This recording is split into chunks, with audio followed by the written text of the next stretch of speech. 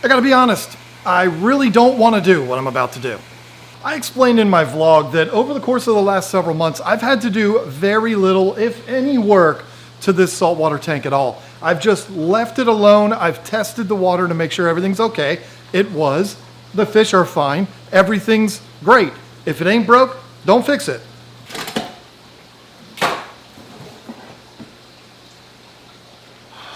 But all of that changes today because of this thing right here. I know exactly what you're thinking right now. What the hell even is that? What the hell is even that? Well, listen, when Sean, Evie, and Jimmy were here back in February and we set up this tank, we went down to Aquariums Unlimited to pick out the fish and have all kinds of fun out there. And while we were there, Mark came to me and said, hey, listen, the only thing your system doesn't have is one of these. And so I got it. This is a huge UV sterilizer. There's UV sterilizers for freshwater aquariums too. Do these units work? I don't know.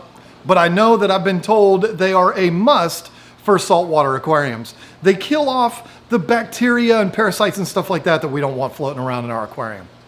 So what I had to do was drain the water down to about right here to get it below the returns for the sump. That way, when I cut the return line to install the UV sterilizer, all the water didn't drain out all over my floor. So I did all of that, and then I also have some footage of installing the UV. It's not very much, but here it is. All right, so we are all installed here. It's not the most beautiful installation in the world, but it's in here. So what we have, I don't know how well you're gonna be able to see all of this, but this hose down here comes from the return pump and goes into the input of the UV sterilizer. It's going to go through here, be exposed to the UV light, and then come out here and then go back up to the return on the tank. Pretty simple. It's a pretty straightforward installation. It doesn't look the best, but it's behind the tank. Nobody's ever going to see it, and it's going to do its job. So I'll probably move it down the road, but for now, it's where it needs to be. And my cat wants to come back in here desperately. Can you hear her? Okay, come on, geez. She's a real pain. Now it's time to replace all of this water, which means I have to mix up some salt water. And that's one of those things that a lot of people ask me, like, I'm afraid to get into saltwater tanks because I'm afraid of mixing up the salt water. Is that a huge pain in the butt? Well, let's go look and find out. You'll see. It's really not that big of a deal.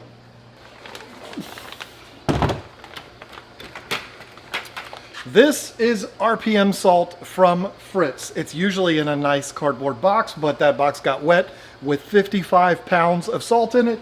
The box just crumbled and fell apart. So I put it in this 5-gallon bucket here.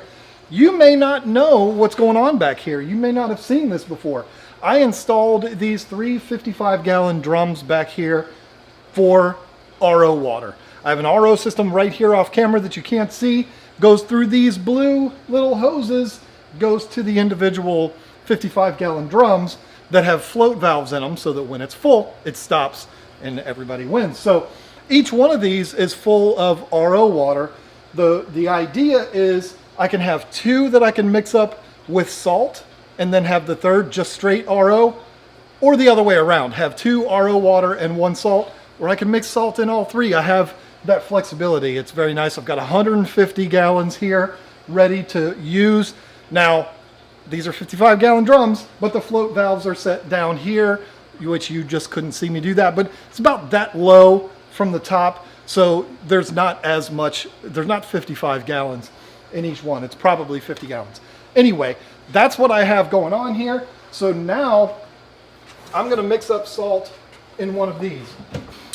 While we're talking here, just so you know, if you hear water running and you see me looking over there, it's because I'm doing water changes in my African cichlid tanks while we talk here, and I got to make sure I don't overflow. I've got a really good record of not overflowing tanks out here, a much better record than Lisa has. So anyway, mixing up salt water, it's not that big of a deal. You do need one thing, and that is one of these devices. You put your water on this prism down here at the end, you look through it like a telescope, and it tells you the salinity level of the water. So what I do is I check the water that's in the tank.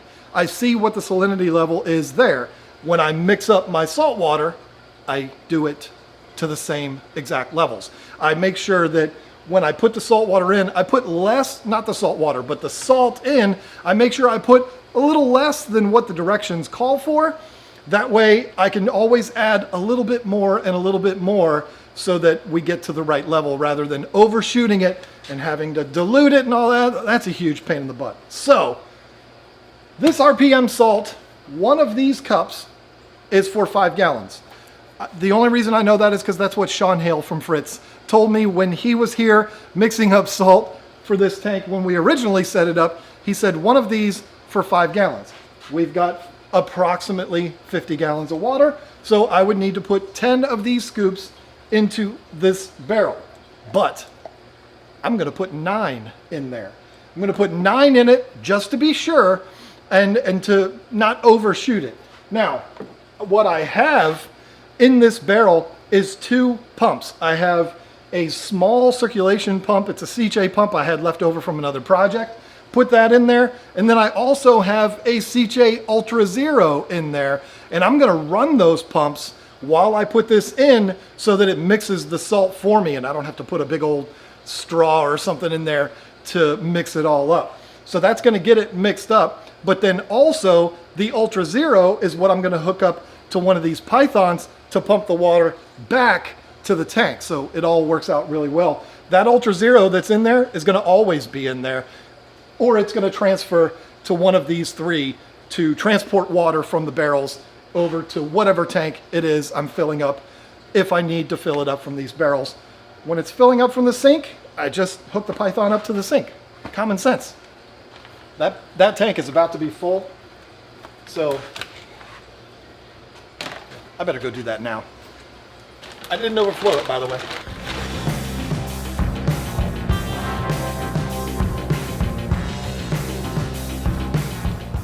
All right, I got both pumps in there running. We're gonna let that mix up and then come back and we'll test it. Still needs a little more.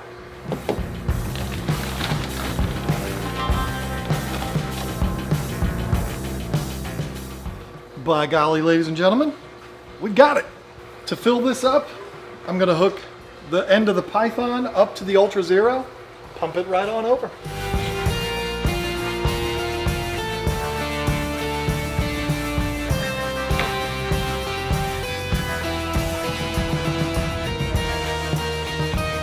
He thinks I'm gonna feed him because I hand feed him a lot. Dude. Now there's gonna be people that are gonna ask, John, what is the salinity level that you go with? I'm not gonna talk about that here. Why? Because this really isn't a education on mixing salt water. And the saltwater community goes a little bit crazy when it comes to the salinity levels.